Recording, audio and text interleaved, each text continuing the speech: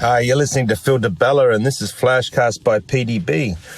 And today I've been asked to tackle the word wisdom, and what does wisdom mean to me? And we hear it all the time where we're speaking to people and they're full of knowledge and they're full of great content and they sound very wise. And it's a term that used very regularly where people say, oh, that person's so wise, they're full of wisdom. And I've been asked today what my take on it is of the word wisdom. So I'll share with you in this flashcast my thoughts on it. But firstly, the dictionary defines wisdom as a quality of having experience, knowledge, and good judgment. This is the quality of being wise. So again, the quality of having experience, knowledge, and good judgment. This is what makes somebody wise. And I have to say, I probably haven't found a better meaning in a dictionary to a word, because the key things that stand out there is wisdom is full of experience, wisdom is full of knowledge, and wisdom is full of judgment.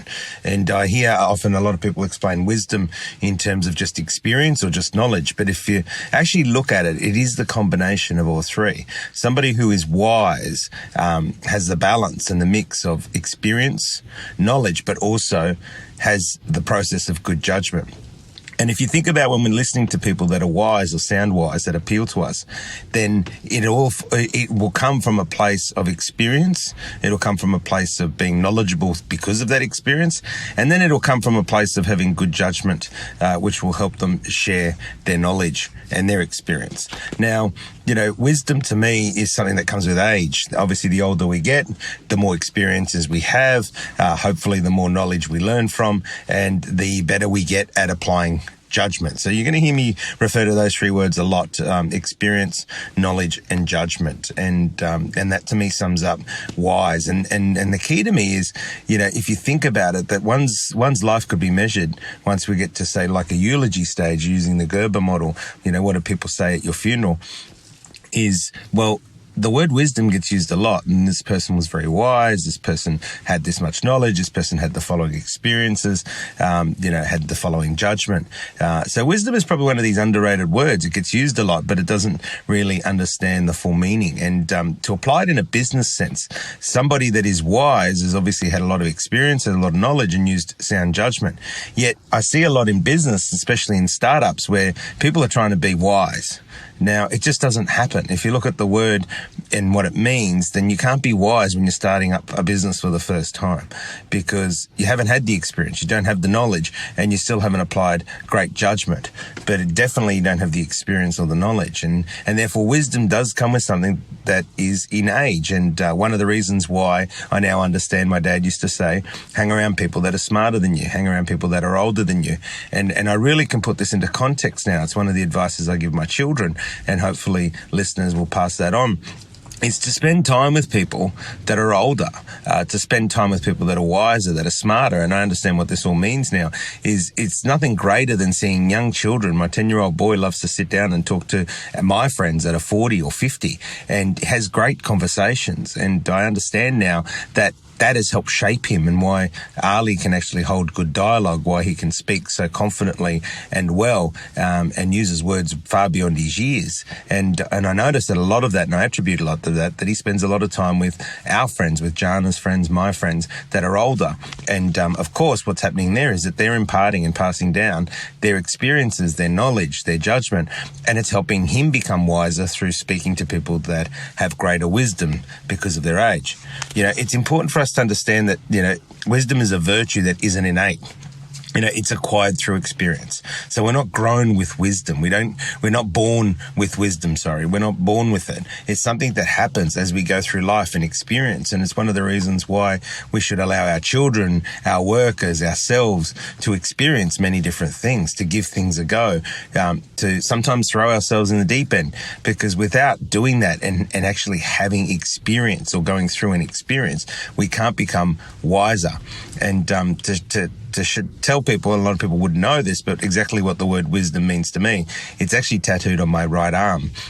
And I look at it probably every day, if not every second day, to remind myself to be wise. And I've also got the symbol of strength. So wisdom and strength go hand in hand. And at another flashcast, I'll tackle the word strength. But definitely in terms of wisdom, it's something that is always close to my heart. And so much so that I've tattooed it on my right arm, because it helps me to be reminded that in difficult times especially, to be wise, to make wise decisions, to revert back to experience, to knowledge, and importantly, to use good judgment. And it's not something we obviously always get right as humans, but it's something that we should always, give the best thing we can.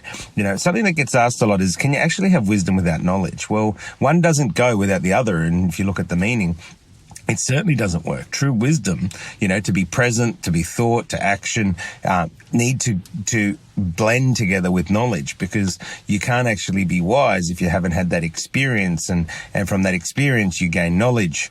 So therefore, the answer to that to me is no, you can't have wisdom without knowledge, because again, reverting back to the meaning of wisdom, it's a major part of it. And again, only through experience do you gain true knowledge. Now, I'm part of the Young Presidents Organization, a group which is global and I cherish. I've got an amazing group. In my group, there's 10 of us.